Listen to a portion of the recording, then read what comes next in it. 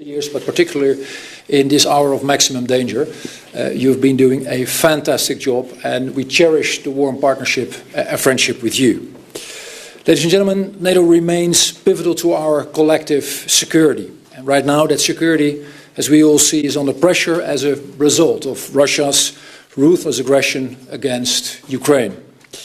The alliance has played an exemplary role in providing support to Ukraine and maintaining unity in doing so, which is, of course, of the utmost importance. And as the Netherlands, we will continue to support with weapons, with sanctions, with humanitarian aid, with accountability. And we've done more than between $500 million and $1 billion, and are continuing to support because we do want to stress that Kiev is not alone. And I'm glad to announce that the Netherlands will contribute an additional 20 million euros for NATO's trust fund for Ukraine. And in total, we contribute 25 million to support Ukraine armed forces with combat food rations, first aid kits, ambulances, fuel trucks, and drone jammers. And I'm sure the Minister of Defense will elucidate on this as well. The Netherlands, NATO allies, the EU, we will continue to stand with Ukraine. And in that, we are one. And that unity is stronger than ever before. And soon, we will be with 32 allies. And let me say once again, it is high time to welcome our friends from Finland and Sweden as full NATO members, because their access will further strengthen our alliance and the safety and security across the globe. And to that end, I very much look forward to continuing the discussions at the Foreign Ministers meeting in Bucharest in 2 weeks' time.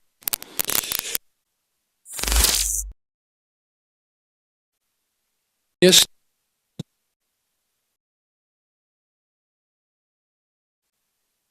And with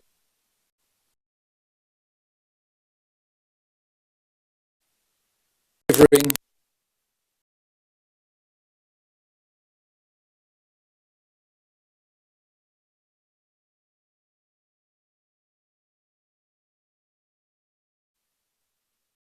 it requires investment from all of us. Together we are strong, and together we can make NATO even stronger. Thank you very much.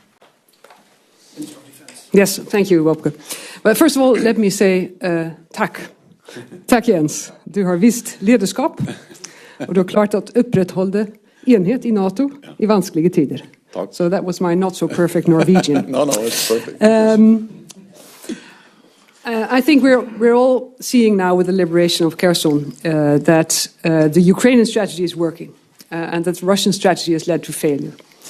I think it's a moral boost for the very brave and fierce Ukrainian. It shows also that our military support is working, that Ukraine can succeed on the battlefield, and that's very important. But we also know that winter is coming, and we've seen heavily damaged infrastructure in Ukraine. So we must stay the course. It's crucial. It's crucial that we stop Putin, that Putin stops this illegal and senseless war. If Russia stops fighting tomorrow, there is no war anymore. And if Ukraine stops fighting, there will be no more Ukraine. That's the situation. That's why we will continue our support, as my colleague of Foreign Affairs just stated, with weapons and capabilities Ukraine needs, but also with training. We are in the Interflex training with more than 100 Dutch soldiers. And when I visited it recently, I heard the stories of the recruits who've gone back, who've actually been fighting at the front, that the training makes a difference between life and death. Wopke also mentioned accountability. Dutch team is currently investigating war crimes in Ukraine. Of course, we also discussed NATO, the importance of a stronger NATO. NATO is here to protect our people, to stand up also for the values that we believe in NATO. And we talked about how to strengthen the alliance deterrence and defense on the longer term by increasing readiness, by adapting our force structure and making sure also we replenish our stocks in time. And a strong NATO means also that we have to maintain our technological edge, which is very important. I think we have that advantage and we have to keep that up. And my ministry will provide military testing centers for Diana, a very important innovation initiative that NATO took. And in the end, it's our task to make sure that our armed forces can win the conflicts of today, but most importantly also the conflicts of tomorrow. Thank you. Thank you. Mr. Secretary General. Minister Hoekstra, dear Wopke, Minister Ollongren, dear Kajsa, it's great to be here, great to meet you both again, and thank you for your warm welcome, and also thank you to both of you for your strong leadership in critical times for our alliance. The Netherlands is a valued and important NATO ally, making strong contributions to our shared security. In the air, Dutch jets protect NATO's eastern flank. On land, Dutch troops serve in NATO's battle groups in Lithuania and in Romania. And at sea, you are leading one of NATO's maritime groups. I also welcome your ambitious plans to increase defense spending in the coming years and to keeping our technological edge in a more competitive world. All these contributions are important as we face a critical moment for European security. In our meeting, we just discussed Russia's brutal war of aggression and our support for Ukraine. Russia's withdrawal from Kherson demonstrates the incredible courage of the Ukrainian armed forces. But it also shows the importance of our continued support to Ukraine. We should not make the mistake of underestimating Russia.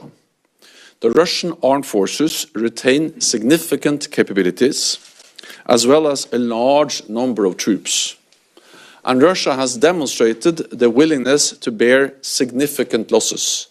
They have also shown extreme brutality. We have all seen the horrific scenes from the liberated territories, as well as the indiscriminate attacks on civilians and critical infrastructure. The coming months will be difficult. Putin's aim is to leave Ukraine cold and dark this winter, so we must stay the course. I thank the Netherlands for your generous contributions to NATO's comprehensive assistance package for Ukraine. This will fund urgent support such as fuel, winter clothing, medical supplies and counter-drone systems. I also welcome that the Netherlands will provide another 120 million euros of assistance to Ukraine, including for upgraded Czech battle tanks. The current conflict also shows the importance of diversifying our energy supplies and protecting our critical infrastructure. The Netherlands plays an important role in contributing to the resilience of other allies to its ports, transport networks and energy import facilities. Today in our meeting we also addressed our preparations for the meeting of the NATO foreign ministers in Bucharest. This will be an important opportunity to review our support for Ukraine, as well as other partners facing Russian aggression and pressure, Bosnia and Herzegovina, Georgia and Moldova. I wish to take this opportunity to recognize the victims of the bomb blast in Istanbul yesterday. My condolences go to all those affected and to the Turkish people. So, Ministers, thank you once again for hosting me. It's always a great pleasure to meet with you and to discuss with you. Thank you. Thank you, Jens. Thank you, Secretary General. Now there's room for some questions. Please give your name, the medium you work for, and who do you refer to for answering the question. Secretary Stoltenberg.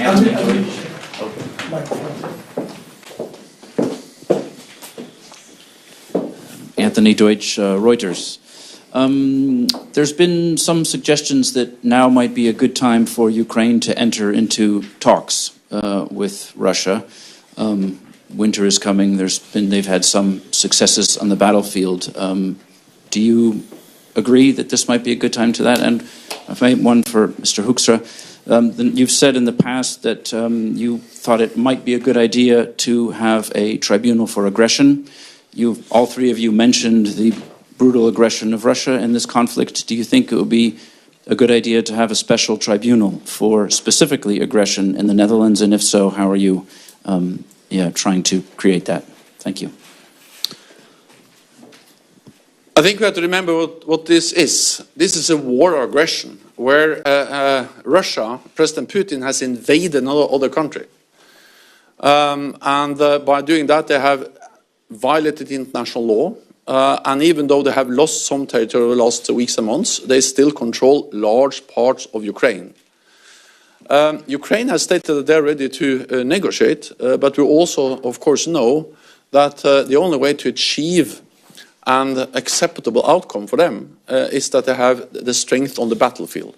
Most wars end at some stage around the negotiating table, but what happens around that table is fundamentally linked to the situation on the battlefield. So what we should do is to support Ukraine, to strengthen their hand, so at some stage there can be negotiations where Ukraine prevail as an independent sovereign nation in Europe.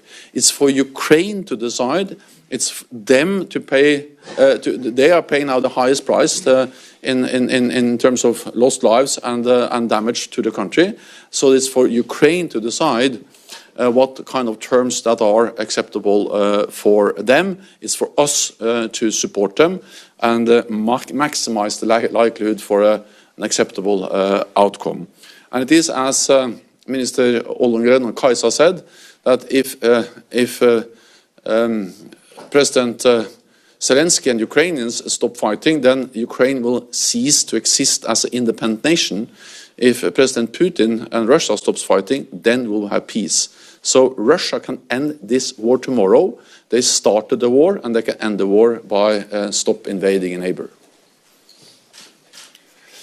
With that, I very much agree. Who is strong at the battlefield is strong at the negotiation table, and that is why, making sure we enable Ukraine to hold its own basically trumps all other things that we're doing. But you're very right. There is much more than providing military aid that we need to do. Humanitarian aid, sanctions, but also accountability, because we all see, read, and hear about the most horrific things that are going on, and therefore we owe it to the victims, we owe it to their families, we owe it to prosperity that we do make sure that justice is done, and justice is being done, even though we know that that is extremely difficult. If you talk to people who have seen similar cases, it takes years and years. You typically are only able to convict a few of the perpetrators, but still you do need to do it. We very much support also this effort with sending teams, as the Minister of Defense just said. We will continue to do so. And we are open and pragmatic in how to make sure that justice is being done. So we're in full support of the ICC. We also see that the crime of aggression should be put to trial as well. So we're open to exploring what further can be done. What we do have to acknowledge, though, is that every single time you set up a new legal vehicle, you do run into quite a set of complicated issues, because that does need to be acknowledged. But our fundamental position is justice needs to be done, and it is secondary how we achieve that. No, only to say that looking at the situation in the battlefield, of course, Ukraine is in a much better place than they were when the war started. And that underlines the point that both Jens and Wopke made. If you have a strong position on the battlefield, in the end, that will make you stronger at the negotiating table. And at the same time, it's very difficult to see that now that the whole Russian strategy has failed, what possible purpose is being served by more losses of lives every day on both sides. And at some point, with winter coming, that must lead to the inevitable conclusion that Russia has to stop fighting this war. Thank you. Thank you, Minister. There's a question here in the front. Dutch News, NOS. Mr. Stoltenberg, as you said, negotiations aren't an option right now.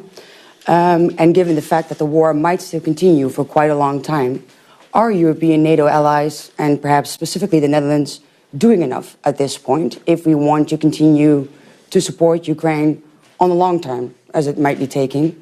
And what more could be done by the Netherlands or European NATO allies?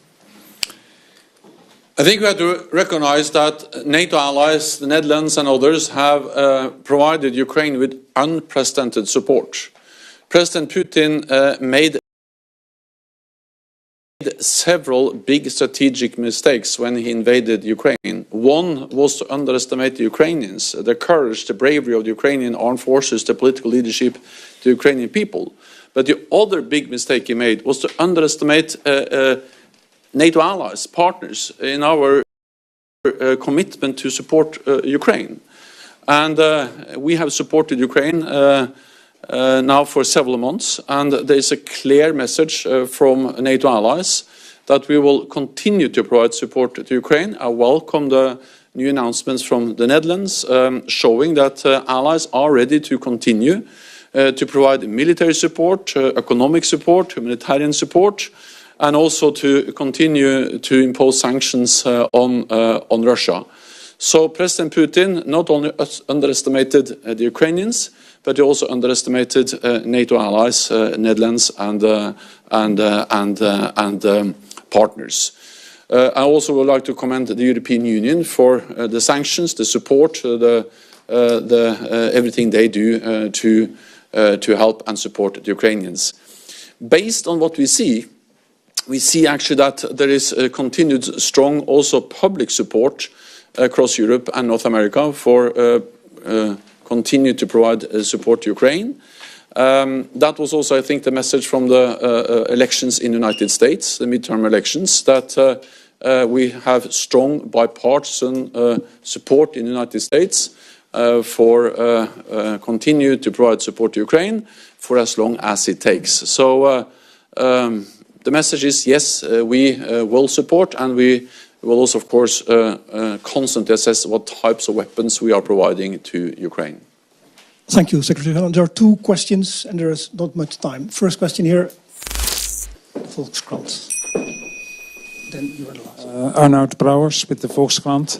My question is to all of you.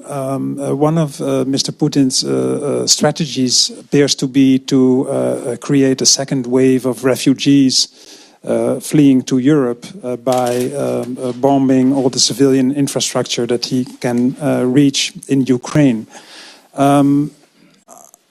Are you preparing, since support from the West is very important for Ukraine to keep its defenses up, are you preparing here for such an eventuality? Is my first question. And second, are you preparing us, the people who live here, for what may be in store this winter, since public support from our countries seems to be one of the pillars on which Ukrainian defense also rests? Maybe as a... Maybe I can start and you take over. I think, well, you state that one of the goals is to create more refugees from Ukraine into to the rest of Europe. I think the goal, if there is a goal, is to demoralize the Ukrainians. And I think we can see now that that's not going to succeed, whatever happens. Morale is very high on the Ukrainian side. And I think in general, as we all three stated, that Putin has not achieved any of his goals thus far, is that he's achieving quite the opposite goal. We are seeing Sweden and Finland entering NATO. We are seeing more unity in the NATO and also within the EU than ever before. And actually Ukraine has friends and allies that you almost cannot count, and the friends and allies of Russia you can count on one hand. So yes, there is a sort of a tactic of the scorched earth, if you want, by targeting the critical infrastructure, electricity, water, etc., targeting the Ukrainian people directly. But it's not going to break the morale. I'm sure of that.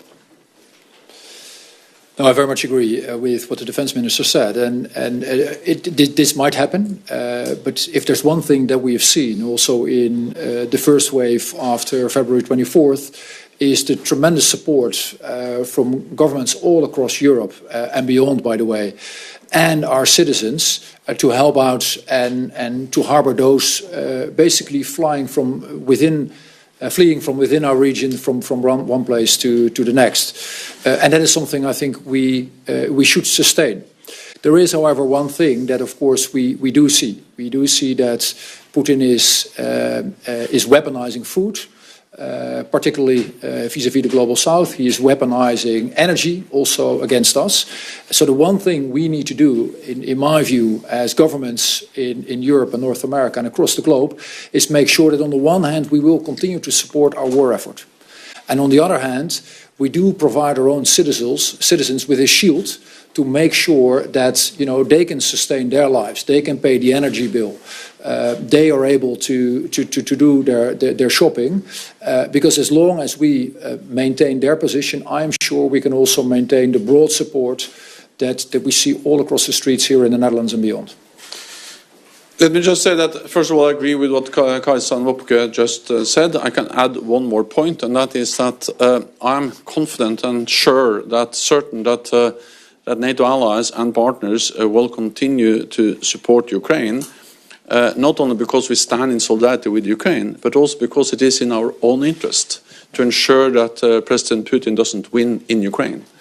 That will be a catastrophe for the Ukrainians, but it will also make the world more dangerous. We will become more vulnerable, because then the lesson learned from the war in Ukraine for President Putin, but also for other authoritarian leaders, is that when they violate international law, when they invade another country, and when they use brutal force, they achieve what they want. And that will make us all more vulnerable, and that's the reason why it's in our interest, our security interest, to provide support to Ukraine. Yes, we pay a price. Higher energy bills, higher inflation, the economic costs of providing support, but the price we'll pay if we don't succeed, if President Putin wins, will be much higher, because then we'll live in a more dangerous world. Thank you, Secretary General. Last question here in the second row. Mr. Stoltenberg, Mr. Hoekstra, just to be clear, following up the questions on the war goals of the Ukraine, it's fully clear that Ukraine is completely dependent on Western aid for military success at the moment. So it's a relevant question, I think. What is for the West, for NATO or for the Dutch government, an acceptable outcome of this war? If you're saying it's okay for Ukraine to reconquer the territories that were lost, does it also include the Krim and also Donbass? Or would you say that that is too much, because that will risk destabilizing Russia in a broader sense? Thank you. It is for Ukraine to decide what is an acceptable resolution of this conflict. We will not sit here and decide that on behalf of them. Nothing about Ukraine without Ukraine. And again, we have all made it clear again and again that we support Ukraine's right to self-defense. We have to understand that what Ukraine does is to defend their own country against a war of aggression. And NATO allies, we are not party to the conflict, but we support Ukraine in the right for self-defense. And the right for self-defense is a right enshrined in the UN Charter.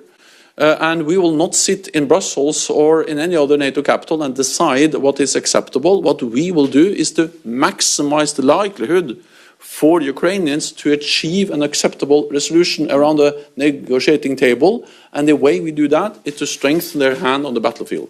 That's what we do. I couldn't agree more.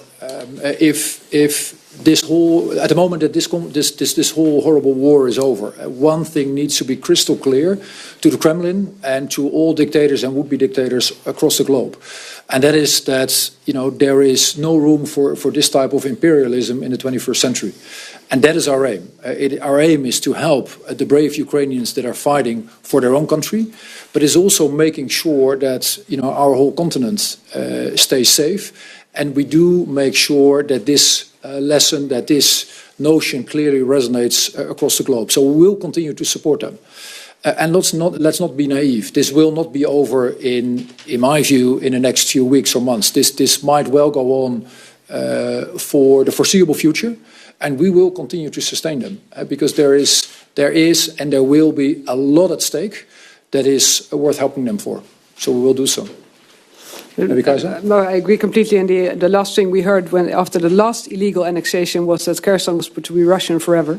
And now it's back in Ukrainian hands. So we'll have to see how the war goes, but it's up for Ukraine to decide on when it could accept an end of the war and when not. And as long as it takes, we will be there to support them. Okay, thank you very much. Thank you. And thank you for attending. Thank you. Thank you all.